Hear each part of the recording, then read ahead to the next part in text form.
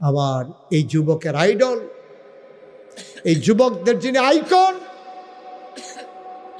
উসমান হাদি, আমার কলিজার টুকরা হাদি, উচ্চকিত কণ্ঠ তার, বাতিলের বিরুদ্ধে বজ্র কঠিন। আজকে তাকেও শেষ করে দেওয়ার জন্য পরিকল্পনা করা হয়েছে, ঠিক কিনা বলো? আজকে হাসপাতালে আবার সেই হাদি পড়ে আছে। আজকে সেই হাদি আজকে এখন জানি না কি অবস্থা। আমরা সবাই মিলে বাংলাদেশের মানুষ দোয়া করতেছেন, চোখের পানি ফেলে কাঁদতেছেন, আল্লাহ যেন তার দীর্ঘ দীর্ঘ হায়াত দিয়ে দেন। এই যুবকের খুব বেশি প্রয়োজন। এই রকম যুবক থাকলে আমার মানচিত্র কেউ খাবলে খাবলে ছিঁড়বে না, ঠিক কিনা কও?